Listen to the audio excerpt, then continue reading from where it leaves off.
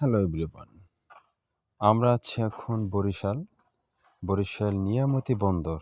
তো এখান থেকে যদিও ঘোরার কোনো জায়গা নেই, আমি চিনি না কোথাও।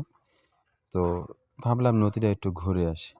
তো আমি, আমার সাথে আরেকজন ফ্রেন্ড আছে, আমরা দুজন নদী পার হয়ে ওই পার যাচ্ছি। মানে আমরা যে পার থাকি তার ওই পারে। ওইখান থেকে দেখি কোথাও যাওয়া যায় কিনা।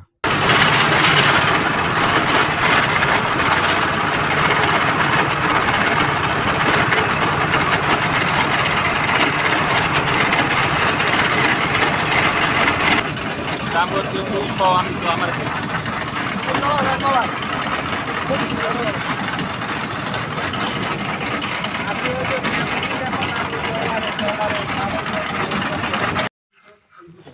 তো আমরা অলরেডি এপারে আইসা পড়ছি ট্রলার দিয়ে।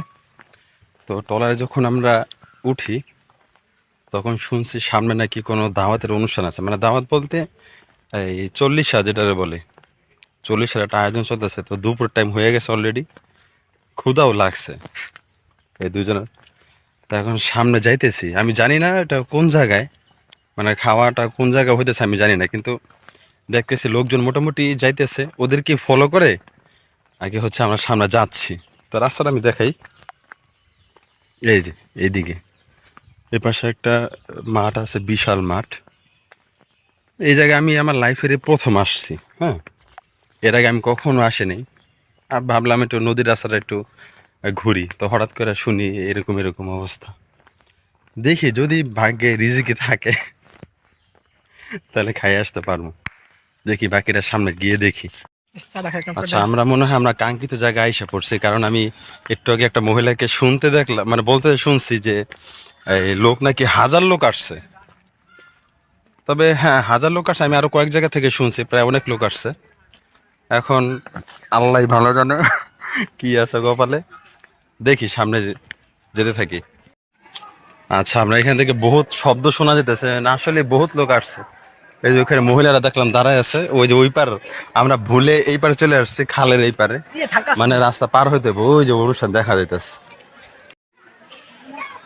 এই যে জমা চলতেছে, খাওয়া দাওয়া চলতেছে ছাদেও। আর কি মানে বহুত লোক আসছে, ছাদে জায়গা করছে, নিচে জায়গা করছে, এইখানেও জায়গা করছে। লোকজন আসতেছে যেমন, যাইতেছেও তেমন। আমরাও যাই, সামনে একটা পোল আছে, পোলটা পার হয়ে ওই পারে যাবো।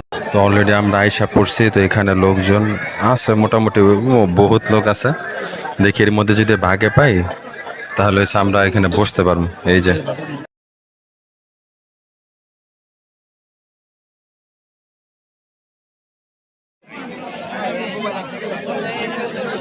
আমরা এবার লুকিয়ে লুকিয়ে যাচ্ছি, পিছনে বহুত লোক আসছে।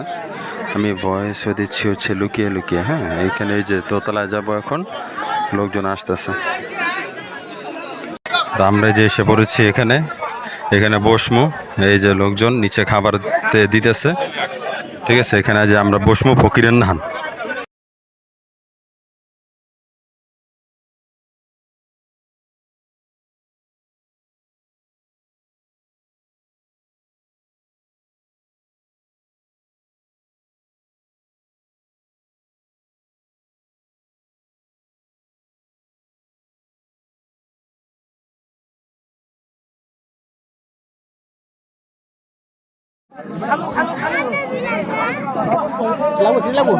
হ্যাঁ হ্যাঁ,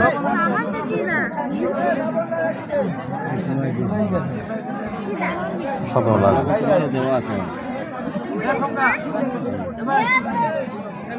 হ্যালো হ্যালো, এই যে আপনার ভাত, ডাল নিয়ে আসবো। হ্যাঁ, ডাল নিয়ে আসেন।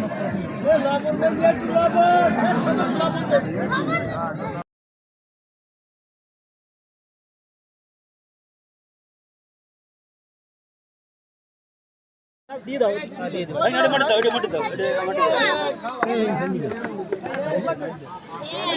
এই পানি দিয়ে না।